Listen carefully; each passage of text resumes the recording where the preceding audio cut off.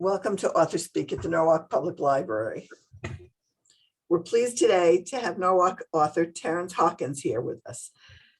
Ideas drive all of Terence Hawkins' work. His latest book, The Range of Achilles, is an extensively revised and reimagined edition of his first novel.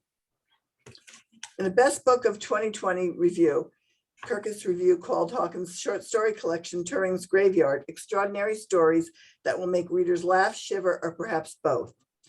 Booklist described it as a beautiful reading experience and compared it with The Twilight Zone.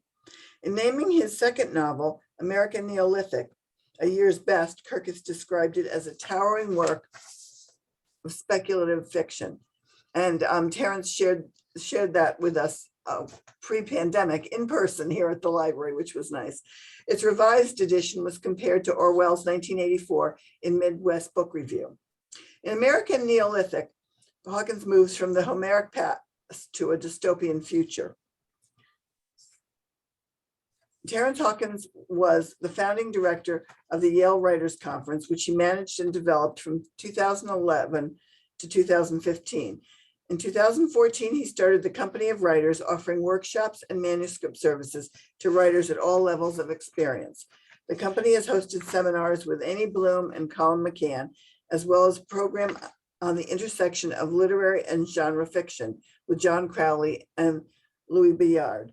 Hawkins grew up in a small town in southwestern Pennsylvania. His home county was the site of the original Night of the Living Dead, which I thought was interesting. His grandfathers and several uncles were coal miners. Terence graduated from Yale, where he was publisher of the Yale Daily News. So please join me in welcoming Terence Hawkins. Thank you so much. It's really a genuine pleasure to be here. To the extent I am there, it just occurred to me, I normally begin by thanking everybody for braving the weather, but of course, nobody is. So thank you at least for taking the time this afternoon. And I really appreciate it. What I'd like to do before opening things up for discussion is to read two passages from the first chapter of the book. The Range of Achilles, I should tell you, is a novelization of the Iliad that the backstory is I started to write it when I was recovering from a review of my first attempt at a novel at a workshop in Tribeca in New York, and it was savagely banned. I abandoned the book. I decided I'm never going to write again. And then a couple of weeks later, I happened to see Saving Private Ryan for the first time. And I started to wonder what the Iliad would look like if it had been told with that kind of realism. And the other thing that drives the book is an idea called, as I started to write it, I remembered a book I had heard about 20 years before called The Origin of Consciousness in the Breakdown of the Bicameral Mind, a copy of which I am holding up to prove that there is actually a book by that name. People often don't believe me. The bicameral mind theory was developed by a Princeton psychologist called Julian Jaynes. And his idea essentially was that not until language became complex enough to make one hemisphere of the brain dominate the other, people were basically sleepwalkers who heard the halves of their brain communicating as the voice of the gods. And he thought that modern consciousness didn't begin until about the time of the Iliad. So you'll hear some of that in what I'm about to read. But this is the first chapter, entitled Like a Dreaming Dog Suckling in Its Sleep. Flat sea, flat sky. In the minutes after night has ended, but before day has begun, the world is light, but the sun not yet risen to bring it color. So the sea and the sky are shades of gray, silver above, lead below. At the edge of the sea, a few miles away, are the Achaean ships. They lie like whales, canted at odd angles and settled into the sand over the years. They have reposed at the limit of vision. They stand apart on the rampart over the Scaean gate. In a few minutes, they will rejoin their family in the court, but for now they can talk unheard, just the two of them. Neither wishes to speak. Last night, the spies brought them the news they could not believe. Agamemnon had stolen Achilles' prize, the girl Briseis.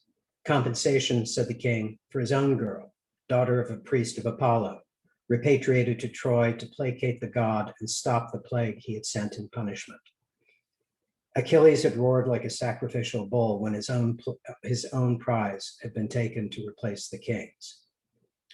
Not believing their luck, the Trojans took the auguries at first light, confident that the sacrifice would confirm divine favor and quick victory. Instead, the goat bolted and kicked when the knife was raised, usually the worst possible sign. But what the animal's split, steaming belly revealed was worse still. A liver shrunken with disease and bowels choked and churning with worms. Horrified, the royals shielded the goat from the priest's view while nicking so many arteries that its abdomen swam with obscuring blood. But they knew what they had seen. Prince Hector edges closer to King Priam and bends to his ear, his dyed horsehair plume trembling as it dips. He whispers, "We're fucked," he says. Priam nods. They speak no more. The next scene is set in Achilles' tent. He is enraged at the theft or transfer of his girl to the king. His lover, Patroclus, tries to calm him down, but not before Achilles beats his slave girl to death. Now Achilles has finally fallen asleep and Patroclus has got out of bed.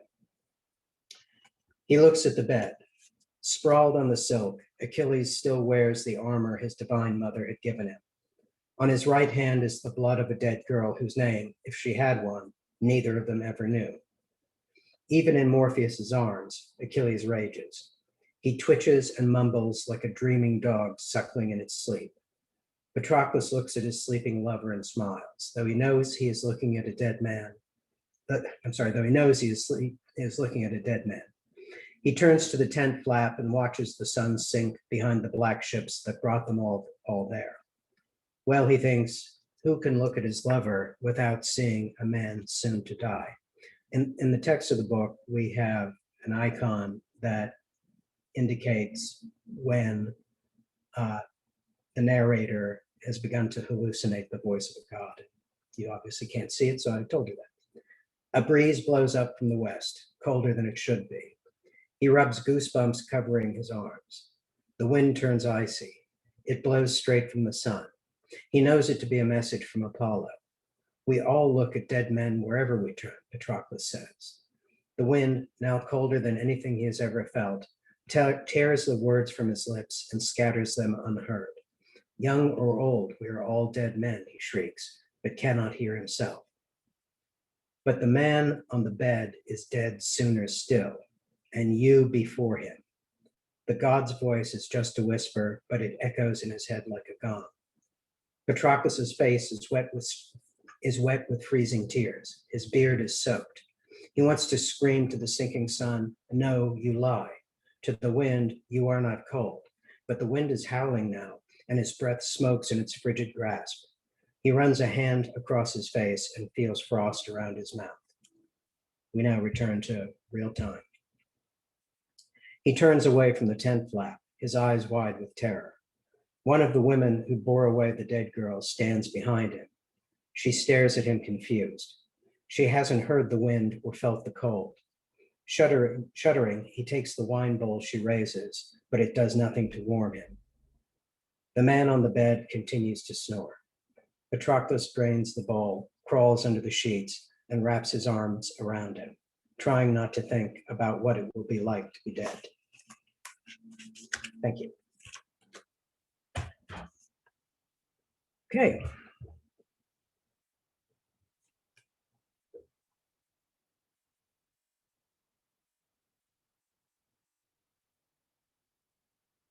I don't hear anybody. I forgot to unmute myself and I was. There we go. Makes a huge difference, doesn't it? Thank you. Oh, my pleasure. Yeah, if you're ready for questions, we'd like to open it up to questions. If anyone has a question for Terry, that would be great. I have a question, kind of what you were talking about, those bits of the book where the characters are hearing the voices of gods. And I think while I was reading it at first, I was like, they're hearing something, but the formatting of the book made me kind of buy into this notion that they were actually hearing the gods. And so I found myself like suspending my own belief and buying into that. What kind of, I guess, you told us a little bit about what inspired you to write in that way of the characters hearing it in their own head. But when you were writing it, did you intend for the reader to completely buy into it or to still have that difficulty of, okay, I believe the characters themselves believe they're hearing the gods, but they're probably just hallucinating or like hearing what they want to hear in their own heads. Did you have a specific way you'd want the reader to read that? Yeah, it's an interesting point you raised. One of the reasons I did a second edition is because I took seriously some of my anonymous critics on Amazon, one of whom said that if I hadn't heard about this book on a podcast, as it happens, about the bicameral mind, I wouldn't have known that these were bicameral hallucinations. So in this edition, I tried to sharpen up that distinction. That is, and it also occurred to me, is the more I thought about it, it occurred to me that if the transition between the bicameral mind and the modern mind was as sharp as Jane's imagined it, I mean, taking place over a couple of generations at most, there would have to be people who were further along than others. And I'm not giving anything away to say Odysseus is the farthest along. But also that some people would experience the gods intermittently. That is, only at times of great stress. And I tried to show Agamemnon that way. So yeah, the bicameral hallucination and trying to handle that adequately was a big objective of the revision. And the other thing, just a tangential point that I really wanted to address in the revision is that some of the humor in the first edition was a little bit on the sophomoric side because I'm sophomoric. I mean, that's all there is to it. So I tried to leave the humor in, but cut the snarkiness out. I find as I get older that I'm less entranced by that. So that's what I was looking for. Incidentally, speaking of podcasts yet again, and now I'll leave it alone. Quite by accident, I was listening to a podcast called Stuff to Blow Your Mind, which generally just covers subject, kind of hard subjects in abstruse, I should say, topics in cosmology or anthropology, and they happened to do a podcast about the bicameral mind. And I listened to it, and much to my surprise, at the very end, they mentioned the Range of Achilles. So, free publicity. Love that. Great, thank you. Thank you.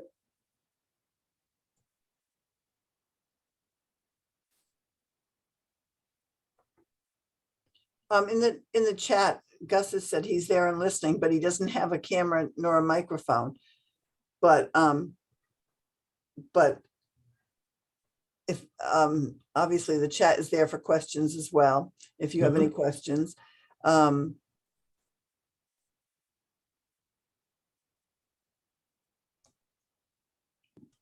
I actually have another question, if you don't mind. So I hadn't read like the first edition of this, and I just checked this out at the library because I saw this talk was coming up. And I was kind of blown away at, I guess, the viscerality of this retelling of the Iliad, and not that it wasn't visceral to begin with. I think just when I had read other versions of it, it was more left to the imagination. But this book in particular really spelled out like the physical conflict that the characters had between one another. And I was wondering, was that intentional? Was that what you were talking about with the Saving Private Ryan inspiring this take?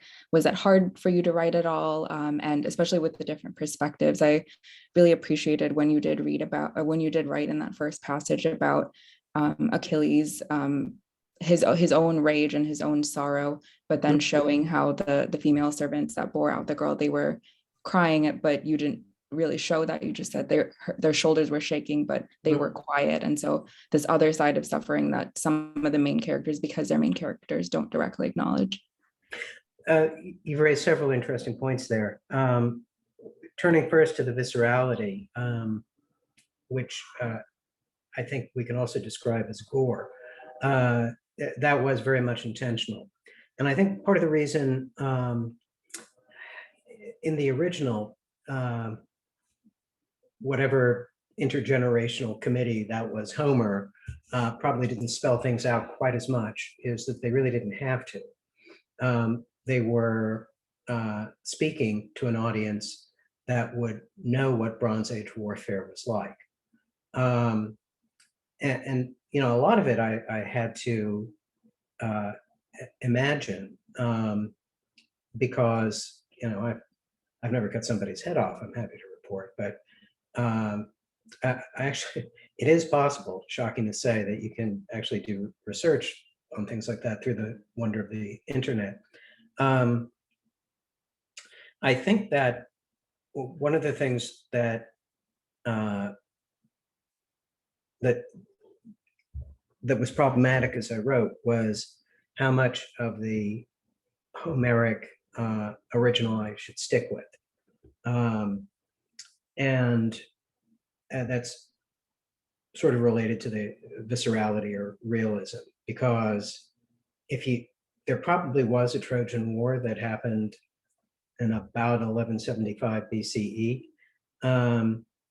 but it wasn't anything really dramatic. I mean, it was a raid that resulted in the burning down of what was basically a mud brick village, at which there is still a small Turkish city.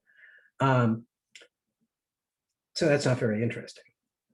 What I stuck with was the idea that the Trojan War lasted 10 years and that it involved a substantial Greek contingent.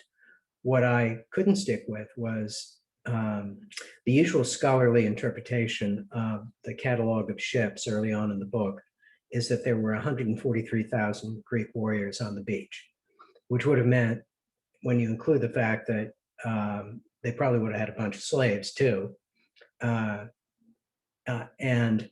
that they would have stripped the countryside of everything edible in 6 weeks.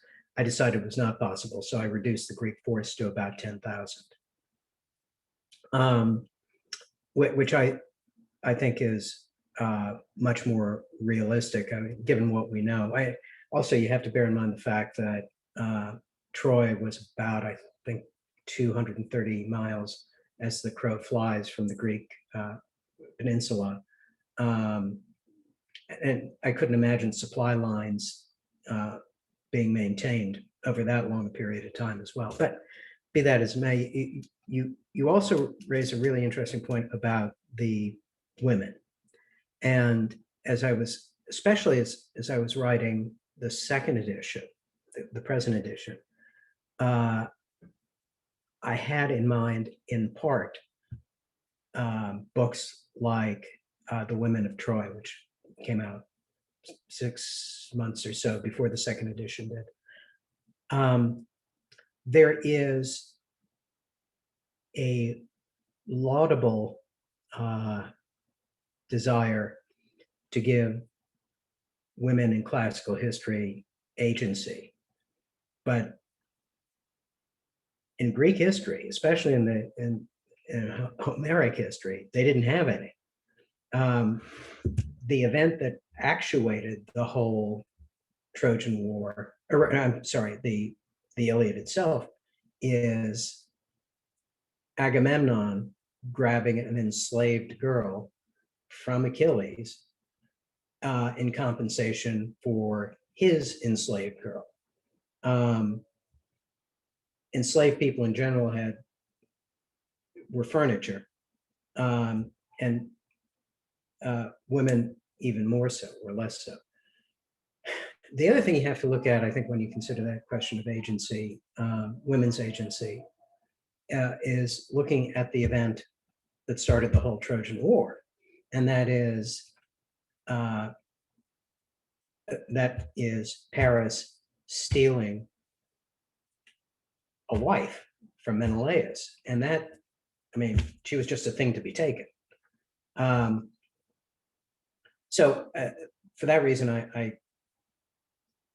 the women in this book don't really have much of a role. I tried to humanize Helen as much as I could, but given her position in the world she lived in, that wasn't much. One further point that's even more tangential, but what I wanted to bring up anyway, is that one of the weirdest things about working on this book for me was the discovery that the Iliad is a story about brothers, because the real beef is between Menelaus and Paris, but the war is being prosecuted by their older brothers, Agamemnon and Hector. And I kept thinking about just how awful it must have been to be Menelaus. Every day waking up to think, oh, all my friends are getting killed because this guy stole my wife. So that must have been, to the extent that whether they actually would think in those terms, I can't answer, but that's at least how I imagine them. Yeah, thank you for that. And I also wanted to say, in reading, I guess, and seeing that lack of agency for women too, I also was surprised to have to think about the lack of agency that like young boys and men that were not part of the noble class, like when you were describing the warriors themselves and the reasons they signed up for the war, like they were saying some of the soldiers, they were down in the front lines because they had family or sons or daughters that were harmed by like the opposing army. And so to humanize both of the armies at that level, but then pull back and show that this is just kind of like you said, the two brothers kind of a power struggle in that way. That was was an interesting way to read into it. One of the interesting discoveries about writing this as well is that, and to refer again to my anonymous Amazon critics, the really weird stuff in my book, is in the original. People said, well, how can you turn Hector into a coward who runs away from Achilles? He did that. He ran around, at least in the Iliad, he did that. So I stuck with that. And the oddest thing in the original, which I made into a prominent part of my version, is the slaughter of the Trojan prisoners at the end of close to the end of the book, to be thrown onto Patroclus's funeral pyre. That's clearly nothing less than human sacrifice. And we all tend to think, I think of the ancient Greeks as being, we think of geometry. We think of democracy. We think of all these, the birth of our own Western civilization. That's all true, but they had some really primitive aspects that are almost shocking to think about. And the significance of enslavement in their wars was basically, that's things like that, what kept the economy going. You attacked another city to take its stuff and enslave its women and children, kill all the men. The Romans, who were much, I think, more similar to us than the ancient Greeks were, just in terms of their style of thought, had an expression, the ram has touched the wall.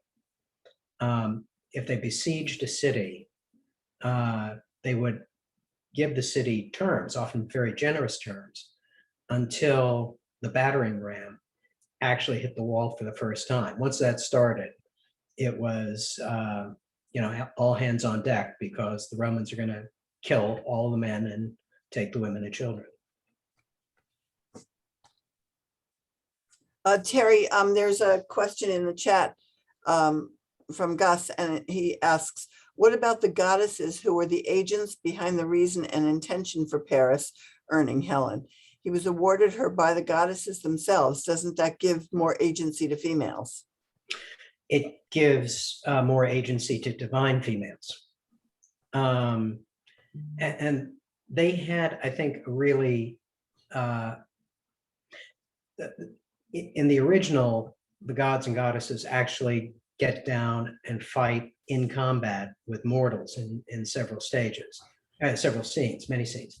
But human females did not, certainly did not enjoy the same status as the divine. But that is a very interesting point. As you kind of play it out, you have to wonder, well,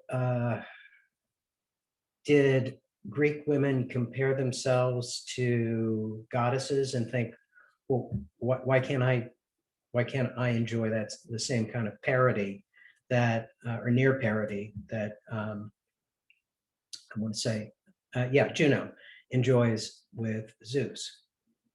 The other odd thing to think about too is just in the general subject of the Greek gods is that the people of the Iliad would have seen gods and goddesses everywhere. I mean, I think I can't remember who it is that actually fights the god of the river Scamander, if that's how it's pronounced. But yeah, I mean, there was a god behind every tree, pretty much. So, but thank you for that question. That's a good point. One I will have to be better prepared for next time it's asked.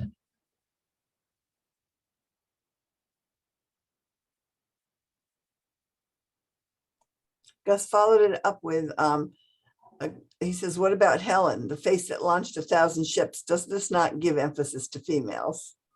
It gives emphasis to her as a prize.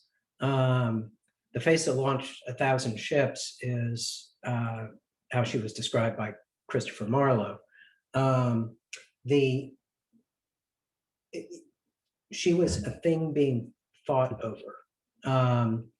And I think the other thing to bear in mind is that on the Greek side, she was kind of a political prize within the Greek states, because the reason all the actors, all the Greek lords or petty kings had to honor Agamemnon's request for assistance is that at the time she was awarded to Menelaus, they were all courting her as well.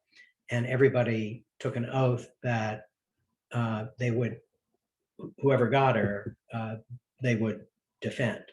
So yeah, I mean, Helen is Helen the object of the war, an excuse for the war, a trigger for the war? Those are all different ways to look at her.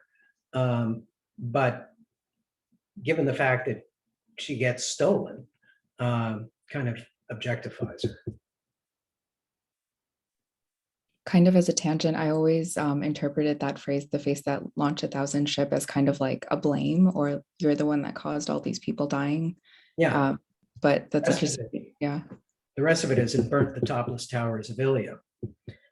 So yeah, she is being blamed for starting the Trojan War.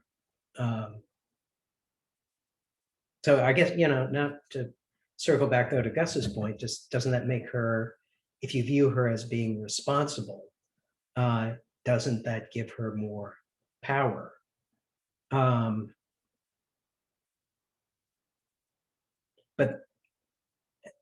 And I'm no classicist, which is why I had to pause to think, but I was thinking about other similar examples of women causing trouble in Greek mythology. And of course, the first example you can think of is Pandora's box.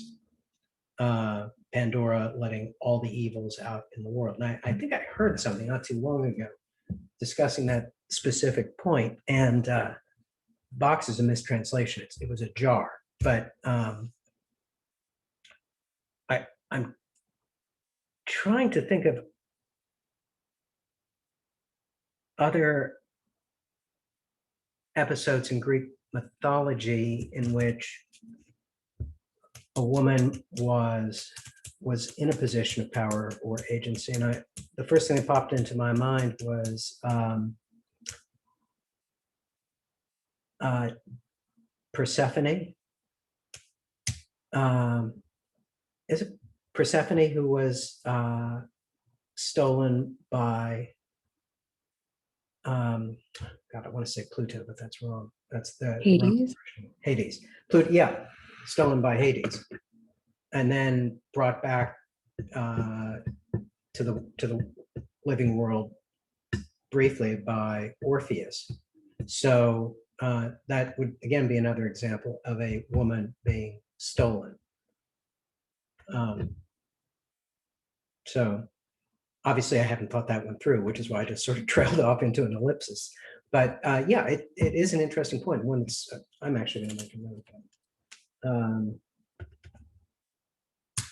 I've read interesting retellings, and I can't remember officially like what they were, but I think one was in the Penelope ad as well, for Penelope. So while she was finishing her tapestry, she would unravel it each time to kind of control who she needed to answer to, or with the Persephone myth in general as well. You're talking about this daughter of a goddess, and assuming that she has no power in choosing where she goes, right? And so her having to be with her mother, it's like the struggle between daughter and mother, and like living your own life. And maybe she had some choice and agency in choosing how she becomes like an adult as this partner of Hades, and how I guess he doesn't treat her as terribly as other gods do in mythology as well. And so was that actually her setting out on her own?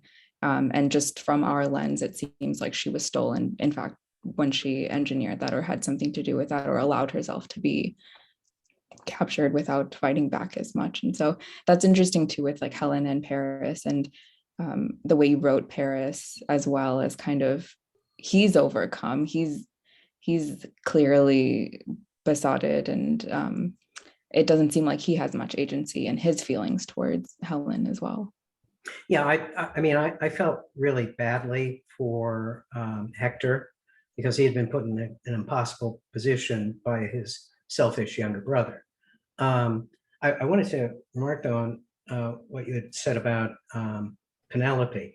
I think it's significant that Penelope appears in the Odyssey rather than the Iliad. And the consensus is that the Odyssey was written composed much later than the Iliad. And I think that, in fact, Julian Jaynes used that distinction as support for the notion that there had been a seismic shift in human consciousness in the intervening years.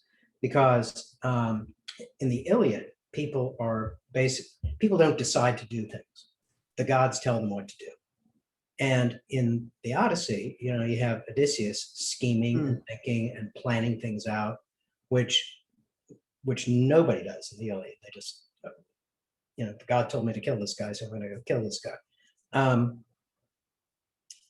And by the same token, Penelope has much more control, or tries to have much more control over her life than any of the women of the Iliad. Although there is an interesting point in the Odyssey in which Telemachus, who was then just a teenager, like he had to be even a pretty young teenager because Odysseus had only been gone 10 years. Oh wait, no, he'd have to have been gone for much longer than that. But in any event, as a teenager, he tells his mother to go upstairs because the talk he's having with the suitors is the talk of men. So not an enlightened bunch by any stretch of the imagination. So in the chat, Gus suggested Medea when you would ask that question, and said she had power over Jason. And then he added, Circe has power over Odysseus. She does. And so the other example would be, it's not Iphigenia. God, what was Agamemnon's wife's name? Somebody jump in there. She killed him. Electra. So yeah, I mean, at other points in Greek mythology, women do have much more power, but Greek mythology evolved over pick a number, 1,000 years. So when you look at the story of the Iliad, you are looking, I think, at a much different worldview than in stories from 700 years later. So in that way, I think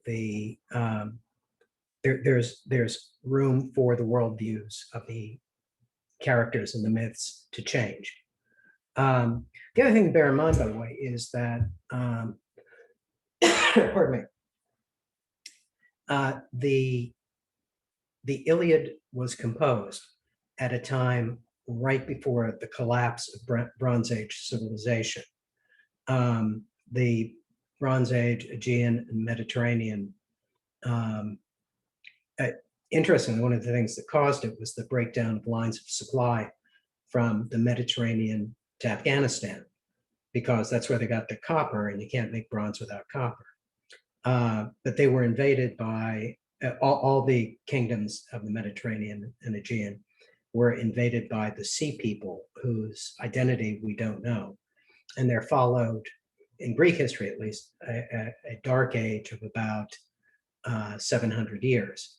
And there was a lot of migration back and forth during this period. And the Greeks of the Iliad were probably very different from the Greeks of historic Periclean Athens.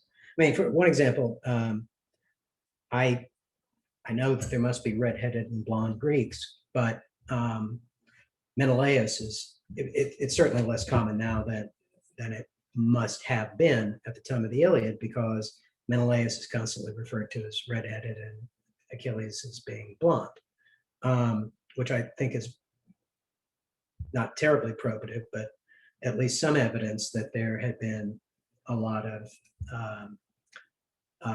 mixing of peoples during the intervening years of the Greek Dark Age.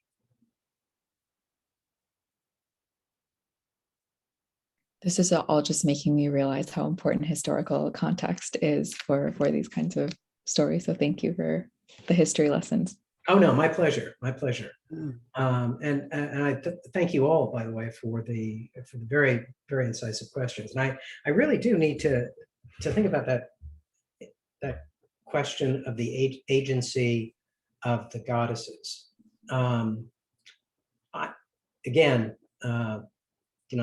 I just read the Cliff's Notes version of things, but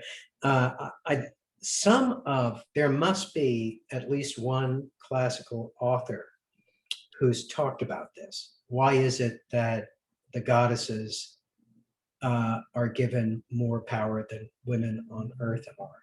Because I would have taken that question very seriously.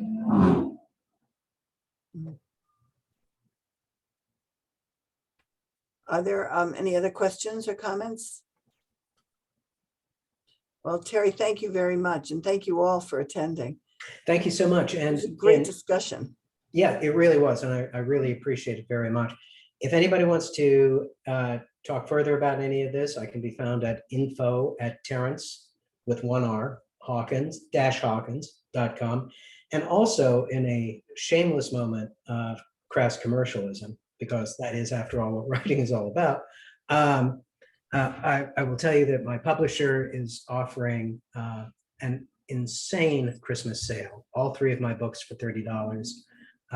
So run, don't walk to the CalliopeGroup.com. That's good. Oh, there was one last question. Oh, And in the chat, were the Achaeans extinct by the time of Homer's writing in the Iliad? well, that's you've put your finger on a really important question that I don't know the answer to. And that is, when exactly was or were Homer writing? Because Homer probably wasn't a person. He is a name assigned to a series of bards who, the Iliad is an oral poem that was finally written down. My recollection is that the text we use now was probably finally transcribed about 100 or 150 BCE, and that's was taken as the authoritative version. But it was describing events that had taken place over 1,000 years before, or I think the Greeks themselves said it was about 800 years prior. So two questions there. One is, okay, before the final written text came down to us, there was about 800 years of people playing telephone with this poem. And then you had a bunch of different versions, and then finally the received text we have now. Were the Achaeans still a lot around at the time Homer wrote? I mean, he's telling a story. They're telling a story about mythic events. So, I mean, there was still an area called Achaea. There were still people living there, but they were probably genetically different from the Achaeans of Homer. Their culture was certainly much different because, as opposed to being, they were becoming much more urbanized, which was a colossal change from, the Achaean society as we see it, which was basically pretty primitive and pretty feudal. But again, the fundamental question is, when was Homer writing? There was an interesting piece in the New York Review of Books, I want to say in September, about a guy named, I think his name was Millman, who was working in the 1930s. He was an anthropologist with strong interest in Homeric studies, and he was able to track down the last living bards in Yugoslavia, and what was then Yugoslavia. And he studied their means of memorizing and transmitting the oral poems that was their stock in trade. And he compared that to the structure of the Iliad, in which I referred to a couple of minutes ago to Menelaus being redheaded. The reason the Yugoslavian bards would say gray-haired Terry as they were reciting their poems was because they'd be recited over the course of multiple evenings, and you had to remember, oh yeah, the famous warrior Terry was the gray-haired guy, that sort of thing. But he also noted how bards would change their recitation of a poem over the course of a couple of weeks. So one thing we can be fairly confident of is that the version of the Iliad we have wasn't similar, or certainly wasn't identical to the one they started out with. Pardon me.